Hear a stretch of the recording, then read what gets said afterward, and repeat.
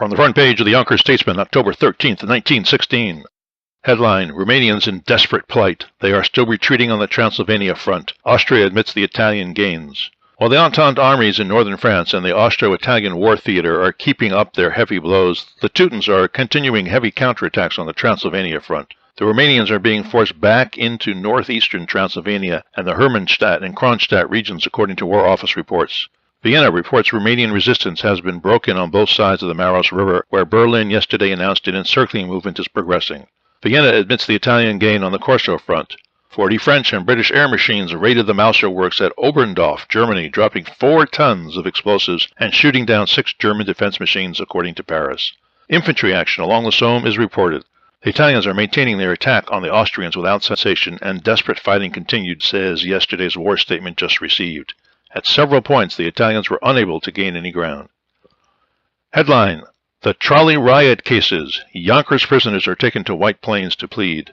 By agreement with Albert C. Jordan, counsel for the persons who took part in the trolley riots in the streets Sunday, October 1st, Sheriff Weisendanger took today to White Plains to plead 2 indictments against them. Walter Kloss, George Mulholland, James O'Connell, James Dooley, William Madden, and William Kelly. Peter Treno, Tony Sassel, and Frank McCarthy also were indicted, and they will plead to their indictments later. Men concerned in the rioting in Yonkers on Sunday, October 1st, when the Yonkers Railroad Company made a futile attempt to resume operations and break the strike of its motormen and conductors, are being rounded up by Sheriff Weisendanger on bench warrants following their indictment by the grand jury.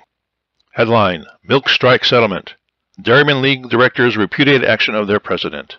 Efforts by Jacob S. Brill of Poughkeepsie, New York, president of the Dairymen's League, to settle the milk strike with the 4 leading distributors of New York City apparently have been thwarted by the action of the board of directors of the League, who are awaiting today Mr. Brill's resignation in compliance with a request last night. As a result of this action, John J. Dillon, selling agent of the League, said the partial supply of milk which had been sent by farmers to 4 distributors would be cut off today.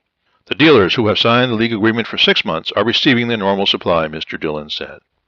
Headline, In order to vote, you must register. Don't neglect to enroll when you register. Today is the first day for registration of voters for the presidential election on November 7th. This is regarded as the most important election since the War of Rebellion. Unless a citizen goes to the polling place in his respective district and is registered, he will be unable to vote in November for his choice of the man who will have charge of the destinies of the country for the next 4 years. The inspectors will be in session in the polling places in the several election districts tonight until 10 o'clock, and tomorrow and Friday and Saturday of next week from 7 a.m. to 10 p.m.